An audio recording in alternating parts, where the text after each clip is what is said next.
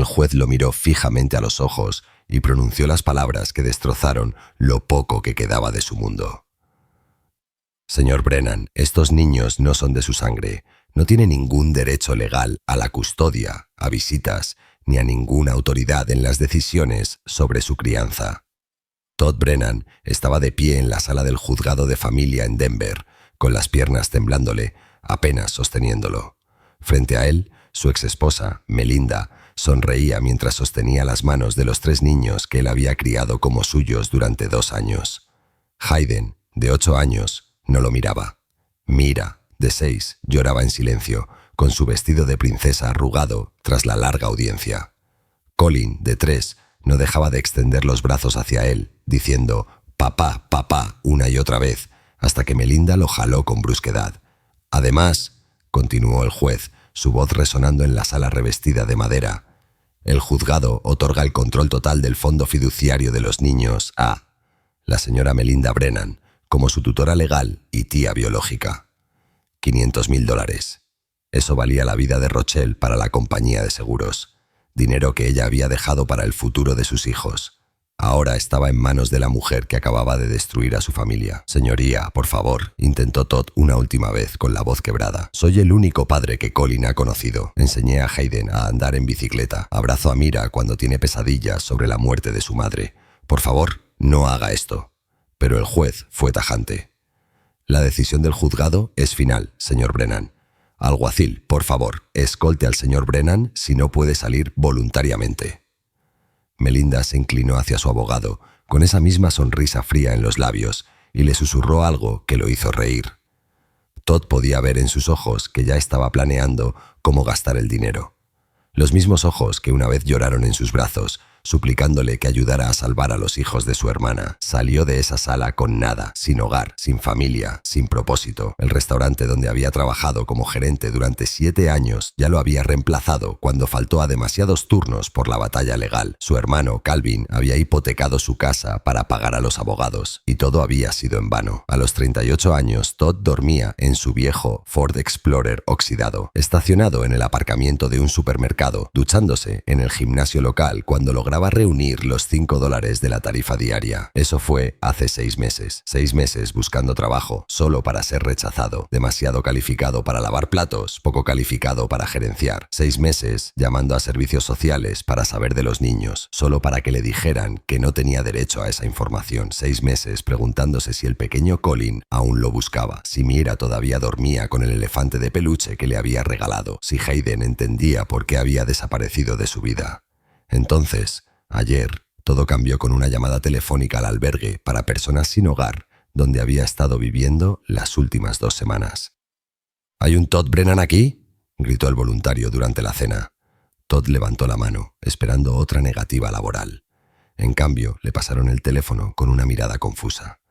Nadie llama directamente a los residentes del albergue. Señor Brennan, no me conoce.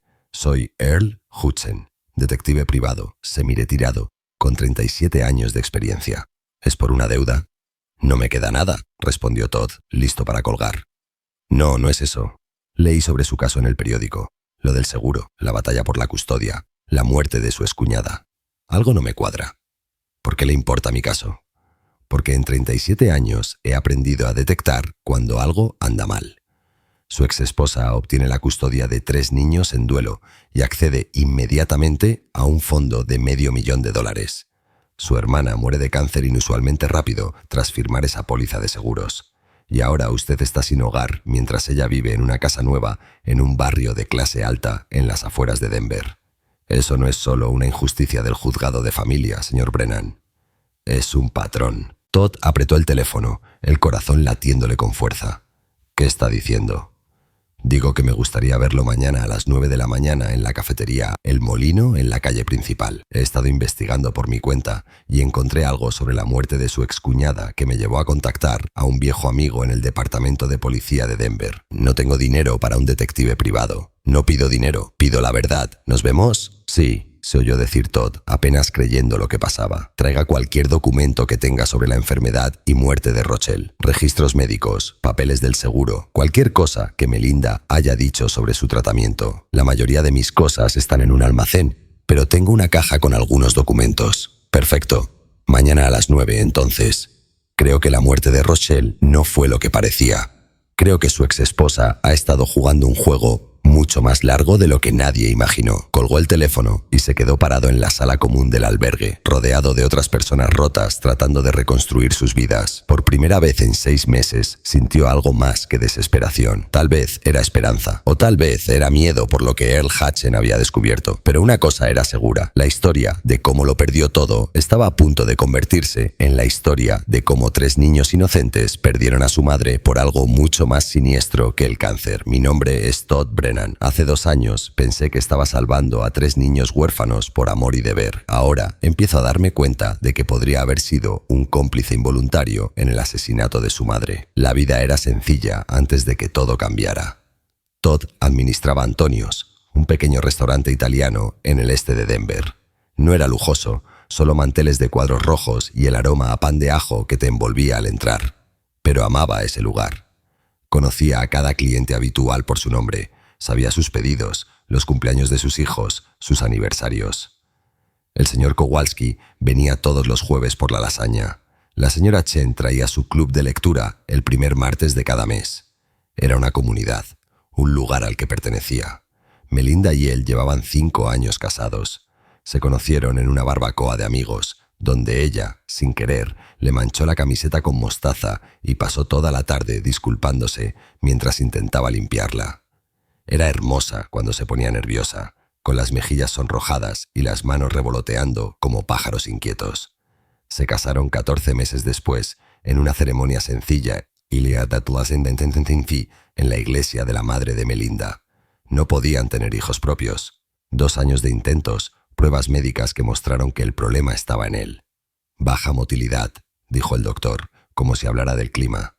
Melinda lloró en el estacionamiento de la clínica, y Todd la abrazó, prometiéndole que encontrarían una solución. Hablaron de fertilización in vitro, pero el costo era astronómico. Hablaron de adopción, pero Melinda se callaba cuando el tema se ponía serio. Tal vez el próximo año, decía siempre, y él lo dejaba pasar porque veía el dolor en sus ojos. Así que construyeron una vida diferente. Cenas dominicales en el asilo de la madre de Melinda, jugando cartas y escuchando historias del viejo vecindario. Viajes anuales a una playa en México, siempre la tercera semana de junio, siempre la misma habitación de hotel con vista parcial al mar. Noches de viernes en la bolera, donde Melinda lo vencía sin piedad. No era la vida que habían planeado, pero era suya, y eso bastaba. La hermana de Melinda, Rochelle, era la rebelde de la familia, la que todos mencionaban en susurros durante la cena de Navidad. Tuvo a Hayden a los 26 con un hombre llamado Damián, que solo se quedó el tiempo suficiente para firmar el acta de nacimiento. Luego llegó Mira, 2 años después, de un padre que Rochelle nunca nombró. Colin nació 3 años más tarde, y para entonces Rochelle había asentado cabeza. Trabajaba como técnica en radiología en el Hospital Memorial de Denver, tenía un buen seguro, un apartamento decente y tomaba clases nocturnas para obtener su licenciatura. Por fin tiene su vida en orden, le dijo Melinda a Todd una noche, sorprendida. Todd solo había visto a Rochelle unas pocas veces, pero los niños eran especiales. Hayden, de 8 años, era un niño brillante con gafas gruesas que podía nombrar cada dinosaurio que había existido. En las reuniones familiares lo acorralaba para explicarle la diferencia entre el Jurásico y el Cretácico con la seriedad de un profesor universitario. Meera, de 6, vivía en un mundo de tutús rosas y alas de hada, organizando elaboradas fiestas de té para sus peluches. Te hacía una corona de papel y exigía que la usaras correctamente, o la magia no funcionaba. Y el pequeño Colin, de 3 años, acababa de empezar a caminar con la confianza de quien lo había hecho toda la vida, chocando contra los muebles y levantándose con una sonrisa babosa. El momento exacto en que su vida sencilla terminó fue un martes por la noche en marzo. Todd estaba haciendo inventario en el restaurante cuando Melinda llamó, sollozando tanto que apenas se entendía. «Es Rochelle. Colapsó en el trabajo. Le hicieron estudios. Todd, es grave, muy grave. Cáncer de páncreas, etapa 4. El oncólogo del hospital no dulcificó las cosas. 6 meses, con suerte. Rochelle, en esa cama de hospital, parecía más pequeña de lo que Todd jamás la había visto, con las manos temblando mientras sostenía los papeles del diagnóstico. «¿Qué va a pasar con mis bebés?», preguntaba una y otra vez. Damián había desaparecido hacía 3 años. Nadie sabía dónde estaba. Sus padres, en Puerto Rico, tenían más de 80 años y no podían cuidar de 3 niños. La madre de Rochelle estaba en un asilo con demencia. No había nadie más. Entonces, Melinda tomó la mano de su hermana. «Estamos nosotros. Todd y yo los cuidaremos, ¿verdad, Todd?». Rochelle lo miró con ojos desesperados. «¿Lo harían?». «Pero apenas los conocen. Y 3 niños es tanto trabajo, tan caro». Todd pensó en Hayden explicando dinosaurios, en las coronas de papel de Mira, en los pasos torpes de Colin. Pensó en él y Melinda en el estacionamiento de la clínica de fertilidad, llorando por los hijos que nunca tendrían. «Son familia», dijo. «Por supuesto que los cuidaremos». Rochelle lloró, pero no eran los sollozos desesperados de antes, sino lágrimas de alivio. «Tengo un seguro de vida por el trabajo. $500,000. Los nombraré fideicomisarios para los niños, para su universidad, para todo lo que necesiten». «Lo prometemos», dijo Melinda, apretando la mano de su hermana.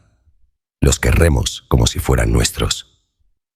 Ahora, mirando atrás, Todd se pregunta si Melinda ya lo estaba planeando entonces, en esa habitación de hospital, calculando el valor de 3 niños y $500,000. Pero ese día, todo lo que vio fue a su esposa consolando a su hermana moribunda.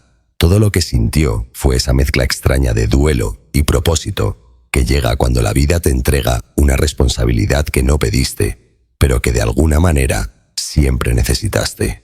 Rochelle empeoró más rápido de lo que nadie esperaba. Los médicos le dieron 6 meses, pero en 3 semanas apenas podía retener comida. Melinda pasaba todas las tardes en el hospital, llevando esos batidos especiales que preparaba con proteína en polvo y vitaminas, sentándose junto a la cama de Rochelle y asegurándose de que bebiera hasta la última gota. «Necesita la nutrición», decía Melinda cuando Todd ofrecía relevarla. «Sé exactamente cómo le gustan. Demasiado plátano le da náuseas y las fresas tienen que ser frescas, no congeladas». Para el 2º mes, Rochelle fue trasladada a cuidados paliativos. Los niños la visitaban los fines de semana y cada vez partía el corazón de Todd. Hayden le leía sus libros de dinosaurios, aunque ella apenas podía mantener los ojos abiertos. Meera le pintaba las uñas con esmalte brillante, hablando sin parar de su maestra de kinder. Colin se acurrucaba a su lado, chupándose el dedo, sin entender por qué mamá ya no podía jugar. Rochelle murió un miércoles por la mañana en mayo. Melinda estaba con ella. Todd estaba en casa, preparando a los niños para la escuela. Cuando llegó la llamada, se quedó parado en la cocina, viendo a Hayden servirse cereal, pensando cómo le diría que su madre se había ido. El funeral fue desgarrador. Hayden se quedó frente al ataúd mucho tiempo, solo mirando, hasta que finalmente preguntó: «¿Cuándo vuelve mamá?». Mira no soltó la pierna de Todd durante todo el servicio, sus deditos apretando su pantalón como si temiera que él también desapareciera. Colin no paraba de llamar «mamá, mamá» durante el discurso del pastor, hasta que Todd tuvo que sacarlo afuera. Esa noche, en una casa de pronto demasiado llena, Melinda y Todd se sentaron en la mesa de la cocina con una pila de papeles del abogado de Rochelle. La póliza de seguro era clara: $500,000, con Todd como fideicomisario para los 3 niños menores. También había un testamento, firmado y notariado, que estipulaba que Melinda y Todd criarían a los niños juntos. «Tendremos que ser inteligentes con esto», dijo Todd, mirando los números. «La guardería para Colin sola costará $1,200 al mes. Luego está la comida, la ropa, probablemente terapia para todos». «Lo manejaremos», dijo Melinda. «El dinero del seguro ayudará». Ese dinero no es para gastos diarios, es para su futuro, para la universidad. Ella asintió, pero algo cruzó por su rostro. «Por supuesto. Solo digo que está ahí si hay emergencias». Al principio funcionaron como equipo. Todd ajustó su horario en el restaurante para hacer los traslados matutinos. Melinda se encargaba de recogerlos y ayudar con las tareas. Convirtieron la oficina de la casa en un cuarto para los chicos, comprando literas en una publicación de Marketplace. Meera obtuvo lo que iba a ser el cuarto del bebé, con las paredes aún pintadas de amarillo suave, elegido años atrás cuando pensaban llenarlo con un hijo propio. El agotamiento agotamiento fue inmediato y absoluto. Colin tenía pesadillas todas las noches, gritando por su madre. Todd lo paseaba por la sala a las 3 de la madrugada, tarareando canciones que apenas recordaba de su infancia. Hayden empezó a meterse en problemas en la escuela, peleando con niños que decían cosas sobre huérfanos. Mera dejó de comer, y pasaban horas en la cena, con Todd intentando convencerla de dar un bocado más mientras la comida se enfriaba. Pero lo estaban logrando. Todd enseñó a Hayden a montar la vieja bicicleta de Rochelle. Melinda trenzó el cabello de Mera para el día de fotos escolares. Todos fueron a la primera práctica de fútbol de Colin, donde él pasó la mayor parte del tiempo recogiendo dientes de león. No era perfecto, pero estaba empezando a parecerse a una familia. Entonces, unos 4 meses después, las cosas cambiaron. Melinda empezó a hacer comentarios que dolían de formas que Todd no esperaba. «¿Les lees todas las noches?», dijo una tarde, viéndolo arropar a Hayden. «Ya nunca me lees a mí». «Melinda, acaban de perder a su madre. Necesitan rutina. Debe ser lindo ser el papá que siempre quisiste ser». Los comentarios se volvieron más afilados. «Eres más paciente con ellos que conmigo». «Oh, qué curioso. No podías comprometerte a tener hijos propios, pero ahora eres el padre del año». Lo decía con una sonrisa, como si bromeara, pero sus ojos eran fríos. La conversación que lo cambió todo ocurrió un martes por la noche en septiembre.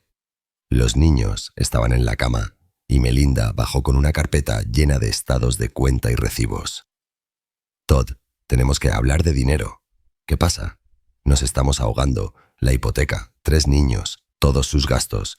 Mi sueldo apenas cubre los víveres. Sé que es difícil, pero lo estamos manejando. Mi ascenso debería llegar el próximo mes». Ella golpeó la carpeta contra la mesa. «¿Manejando? Tuve que pedirle dinero a Natasha para los útiles escolares de Meera. Esto es humillante». «¿Por qué no me lo dijiste? Podríamos haber resuelto algo». «Tenemos $500,000 en una cuenta, Todd. Su madre está muerta. No puede verificar si lo usamos bien. Ese dinero es para su futuro, para la universidad». «¿Universidad?» «Todd, necesitamos sobrevivir hasta que lleguen a la universidad. ¿De qué sirve un fondo si están sin hogar antes de los 18? No vamos a estar sin hogar, Melinda. No seas dramática». Su rostro se torció en algo feo. «Dramática. Soy yo quien mantiene esta familia unida mientras tú juegas a ser papá. Soy yo quien vio morir a mi hermana, quien le hacía esos batidos todos los días, quien le sostuvo la mano hasta su último aliento. Y ahora tengo que luchar para pagar los víveres mientras ese dinero está ahí. Ese dinero no es nuestro. ¿Y los niños no son nuestros ahora? ¿O es esto lo que querías todo el tiempo? Tener hijos, aunque no sean realmente tuyos». La acusación lo golpeó como un puñetazo. «¿Cómo puedes decir eso? Porque es verdad. Piensas que no veo lo feliz que estás, lo realizado que te sientes. Fracasaste en darme hijos y ahora crías a los de mi hermana como si fueras un héroe». Esa noche, Melinda durmió en la habitación de invitados. A la mañana siguiente, se fue antes de que los niños despertaran, dejando una nota que decía que se quedaría con Natasha unos días para pensar. Esos días se convirtieron en una semana, luego en 2. Venía a ver a los niños trayendo dulces, llevándolos al cine, siempre cuando Todd estaba trabajando. Los niños empezaron a preguntar por qué tía Melinda ya no vivía con ellos. 3 semanas después, Todd llegó a casa tras un turno agotador y encontró a Melinda en la sala con un hombre de traje. «Todd, este es mi abogado, James Harwell. He pedido el divorcio». El divorcio fue brutal desde la primera audiencia. El abogado de Melinda, James Harwell, se paró frente al juez con una confianza que revolvió el estómago de Todd. Era el tipo de abogado que usaba trajes de $1,000 y presumía de no haber perdido un caso de custodia en el condado. «Señoría, mi clienta es la tía biológica de estos 3 niños. Tiene un vínculo de sangre que el señor Brennan simplemente no puede reclamar. Además, ha sido la figura materna principal desde la muerte de su madre, brindando el cuidado afectivo que estos niños traumatizados necesitan desesperadamente». La abogada de Todd, una defensora de oficio llamada Patricia Reeves, que llevaba su caso por una tarifa reducida, hizo lo mejor que pudo. «El señor Brennan ha sido el cuidador principal de estos niños durante los últimos 8 meses. Es quien los levanta por la noche, los lleva a la escuela, ayuda con las tareas. Los niños lo llaman papá». «Ese es precisamente el problema», interrumpió Harwell. «El señor Brennan está confundiendo a estos niños sobre su identidad. No es su padre. No tiene ninguna relación biológica con ellos. Mi clienta es familia de sangre». El juez, un hombre mayor llamado Harrison Fitzgerald, miró a Todd por encima de sus gafas. «Señor Brennan, aunque su dedicación es admirable, el juzgado debe considerar lo mejor para los niños. La señora Brennan tiene un ingreso estable como higienista dental. Es su tía biológica y está dispuesta a mantener la conexión de los niños con su herencia familiar materna». «Señoría», se levantó Todd, ignorando la mano de Patricia que intentaba detenerlo. «Soy el único padre que Colin ha conocido. Tiene 3 años. Me llama papá. Hayden viene a mí cuando tiene pesadillas sobre su madre. Mera no cena si no estoy ahí. Por favor, se lo suplico. No les haga esto. Señor Brennan, contrólese o lo haré sacar de la sala». El fallo final llegó 2 semanas después. Melinda obtuvo la custodia total. A Todd le concedieron visitas supervisadas a discreción de la tutora. La casa se la dieron a ella porque los niños necesitan estabilidad en su entorno. Y el golpe final, como tía biológica con custodia total, Melinda recibió el control del fondo fiduciario del seguro. «Pero yo soy el fideicomisario nombrado», protestó Todd a Patricia después de la audiencia. «Ya no», respondió ella en voz baja. «El juez decidió que, como el fondo es para el beneficio de los niños y ella tiene la custodia, debe controlar sus finanzas. Lo siento, Todd, podemos apelar, pero sin dinero para un mejor abogado, perderemos». Su hermano Calvin lo esperaba fuera del juzgado. Había hipotecado su casa para ayudar con las facturas legales y la culpa consumía a Todd. «Encontraremos una solución», dijo Calvin, pero Todd vio la derrota en sus ojos. «Calvin, ya has hecho suficiente. Tienes tu propia familia de la que preocuparte. Tú eres mi familia, Todd. Esos niños son mi familia. Pero el juzgado de familia no valora los lazos emocionales cuando hay parientes biológicos disponibles. En un mes, Todd lo perdió todo. El restaurante lo despidió porque faltó a demasiados turnos durante el proceso judicial. Sin ingresos, no podía pagar ni un apartamento pequeño. Vendió todo lo que tenía para saldar las últimas facturas legales. Pasó el primer mes durmiendo en su Ford Explorer, estacionándose en diferentes lugares cada noche para evitar a la policía. El estacionamiento de un supermercado, la parte trasera de una iglesia, a veces detrás del restaurante donde trabajaba, hasta que Antonio lo encontró una mañana y le pidió discretamente que no volviera. El gimnasio local se convirtió en su refugio. $5 por un pase diario significaban una ducha caliente y un lugar para afeitarse. Pasaba horas en el vestíbulo usando el Wi-Fi para buscar trabajo en su teléfono, con la batería siempre a punto de agotarse porque solo podía cargarlo en el coche mientras conducía. El invierno azotó Denver con fuerza ese año. ¿Alguna vez has intentado dormir en un coche a menos 12 grados Celsius? Enciendes el motor para calentarte hasta que casi te quedas sin gasolina. Luego lo apagas y te entierras bajo toda la ropa que tienes, despertando con escarcha en las ventanas y tu aliento visible en el aire. Su madre le enviaba lo que podía de su cheque de seguridad social, llorando por teléfono cuando él le contaba lo sucedido. «Esos pequeños te necesitan», decía. «Esto no está bien». Intentó llamar a servicios sociales para saber de los niños. «Lo siento, señor, pero no está registrado como tutor ni familiar. No puedo darle información. Los crié casi un año. Por favor, solo necesito saber que están bien. Señor, si sigue llamando, tendremos que reportarlo por acoso». El fondo llegó en febrero. Todd había estado enfermo una semana, probablemente neumonía por dormir en el frío, cuando su coche finalmente murió. La transmisión se descompuso y la reparación costaba más que el valor del vehículo. Caminó 19 kilómetros a través de la nieve hasta el albergue en la avenida Van Buren, con los pies entumecidos en botas agujereadas, cargando todo lo que poseía en una mochila. El albergue era otro tipo de infierno. Filas de camas en un almacén reconvertido, el sonido de 40 hombres roncando, tosiendo, a veces llorando en sueños. El olor a cuerpos sin lavar y desinfectante industrial. Luces apagadas a las 9, despertar a las 5. Salida obligatoria a las 7, a menos que estuvieras enfermo o anciano.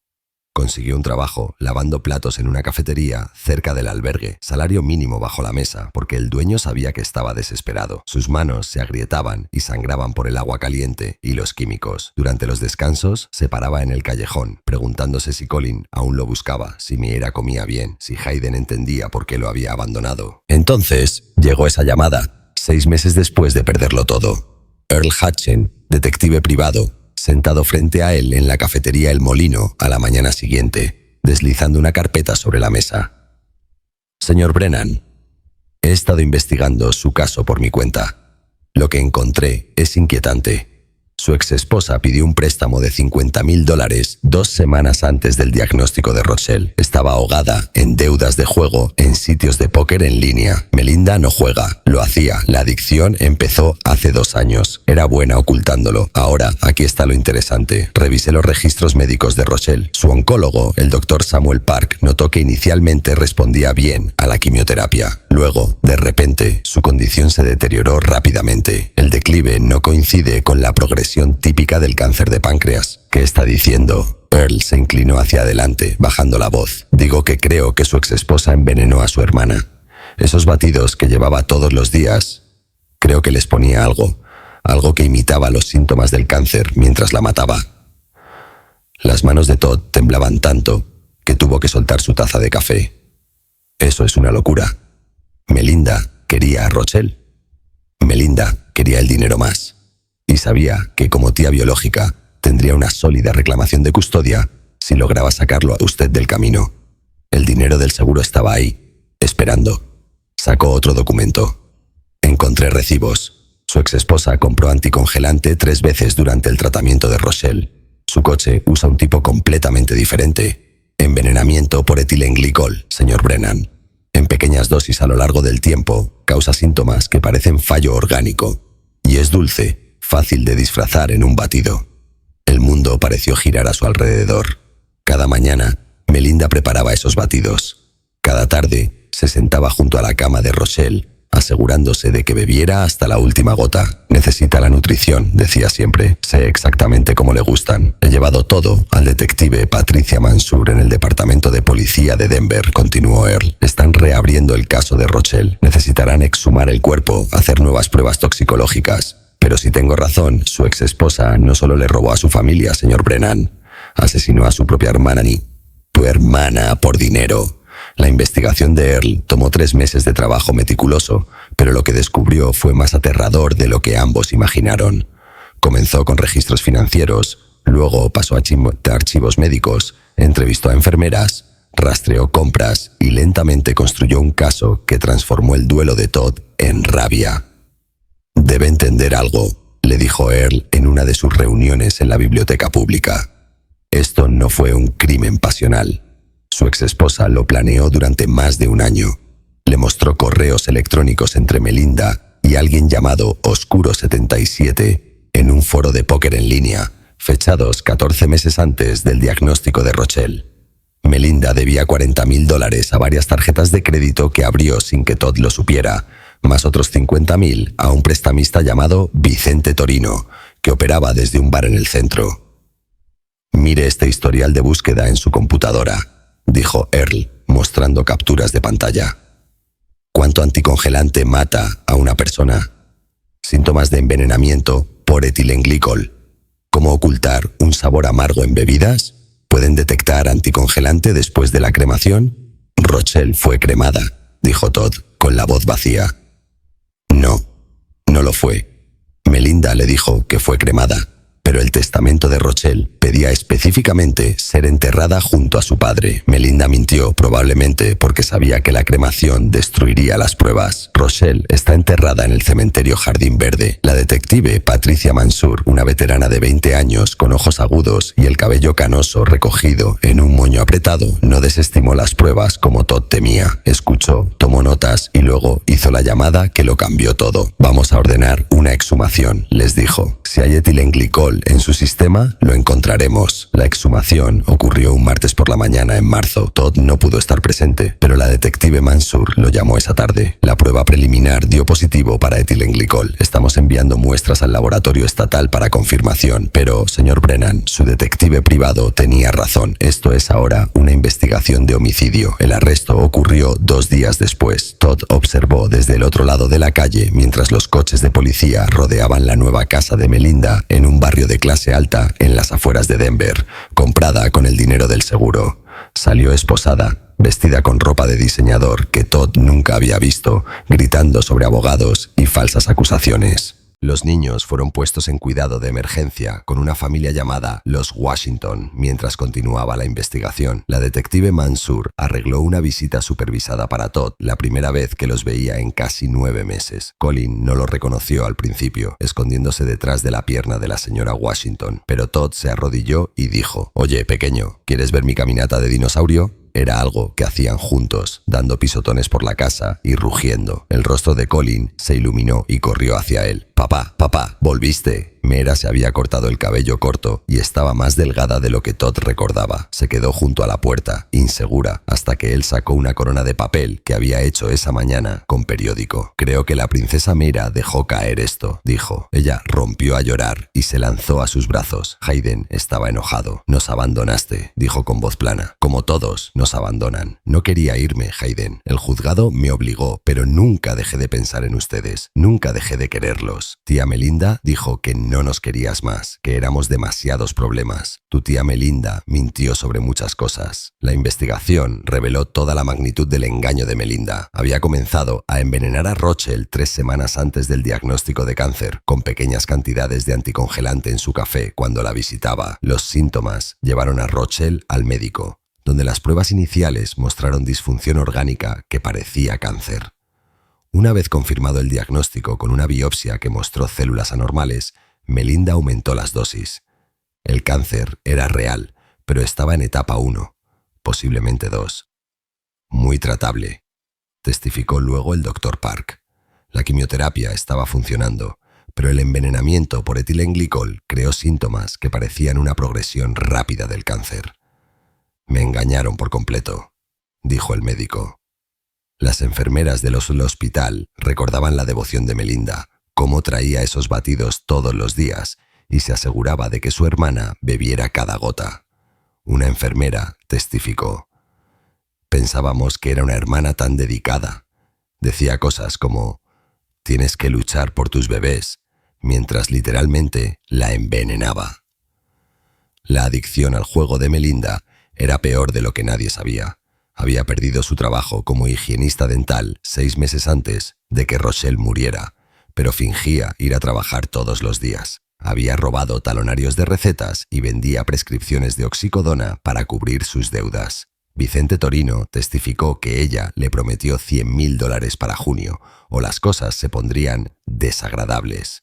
«Vino a mí 2 semanas después del funeral de su hermana», dijo Torino en el estrado. «Tenía mi dinero en efectivo. Dijo que había más de dónde venía eso». El equipo forense informático encontró más búsquedas. Cómo obtener la custodia como tía biológica. Control de fondo fiduciario tras divorcio. Detección de etilenglicol después de la muerte. Cuánto tarda el anticongelante en matar. Hacer que un asesinato parezca una causa natural. También encontraron un correo que Melinda se envió a sí misma, practicando lo que le diría a Todd sobre quedarse con los niños.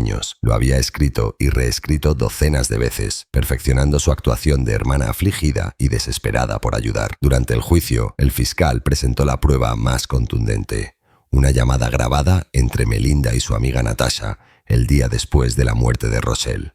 «Funcionó», dijo la voz de Melinda. «Se fue. Los niños son nuestros y el dinero está asegurado». «No puedo creer que lo hiciste», respondió Natasha. «Hice lo que tenía que hacer.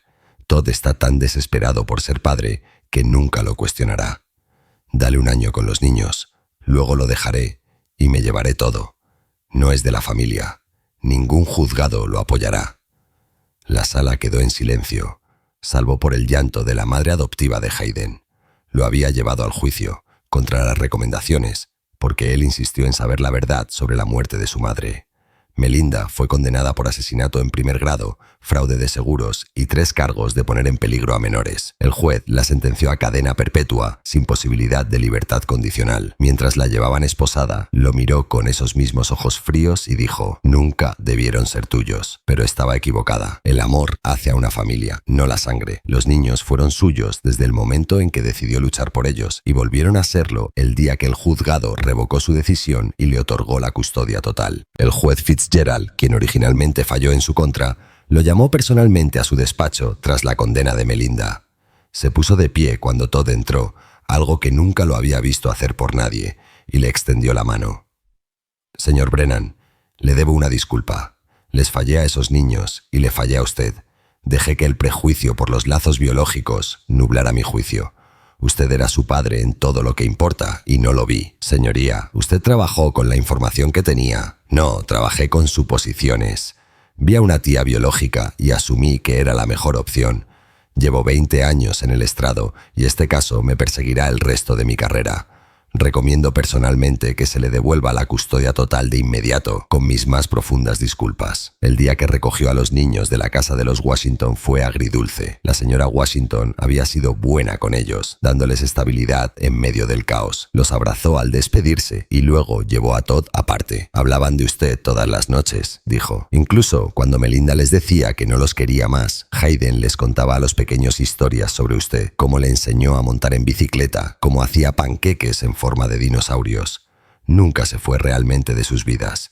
Calvin ayudó a Todd a conseguir un pequeño apartamento cerca de buenas escuelas. No era mucho, solo 2 habitaciones y una sala, pero era limpio y seguro.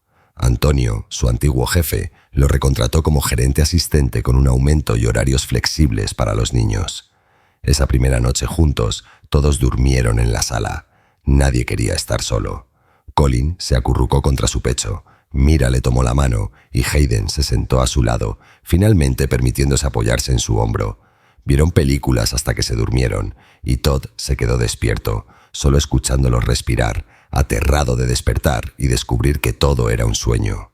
El dinero del seguro fue devuelto al fondo fiduciario, esta vez con supervisión estricta del juzgado y un fideicomisario profesional. Solo lo tocaron para pagar terapia, que los 3 niños necesitaban desesperadamente. La doctora Jennifer Hahn, especialista en trauma infantil, los ayudó lentamente a procesar no solo la muerte de su madre, sino la traición de su tía. La ira de Hayden tomó meses en resolverse. Había confiado en Melinda, la quería como su tía, y saber que mató a su madre rompió algo en él, pero canalizó esa ira en propósito. A los 10 años, anunció que quería ser detective como Earl. «Quiero ayudar a otros niños», dijo, «para que los malos no se salgan con la suya lastimando familias». Earl se convirtió en parte de su familia poco convencional. Rechazó cualquier pago por su investigación, pero Todd insistió en que se uniera a las cenas de los domingos. Le enseñó a Hayden técnicas de investigación con misterios apropiados para su edad sacados de libros. Ayudó a Mira con sus tareas de matemáticas y jugó con bloques con Colin durante horas. «Nunca tuve hijos propios», le dijo Earl a Todd una noche. «Mi esposa murió joven y me volqué en el trabajo. Estos niños, tú, este caso, me dieron propósito otra vez cuando pensé que ya no podía hacer la diferencia». Un año después del juicio, en la obra escolar de Hayden, Todd lo vio recitar sus líneas con confianza. Interpretaba a un detective en su producción de Enciclopedia Brown y había insistido en que Earl se sentara en primera fila con ellos. Mera, ahora de 8 años y habiendo recuperado el peso perdido, aplaudió demasiado fuerte desde el asiento a su lado. Colin, de 5, jugaba con sus dinosaurios de juguete en el regazo de Todd, levantando la vista de vez en cuando para saludar a su hermano. El dinero del seguro permaneció intacto, salvo para los costos de terapia, y así sería hasta la universidad. Vivían de manera sencilla pero feliz con el salario del restaurante. Los niños no necesitaban cosas, necesitaban estabilidad, amor y verdad. Visitaban la tumba de Rochelle cada mes. Todd le contaba sobre los proyectos de ciencias de Hayden, el recital de danza de Mira, el primer día de kinder de Colin. Los niños dejaban dibujos y flores, y a veces Todd veía a Hayden susurrarle al epitafio, contándole a su madre sobre su día.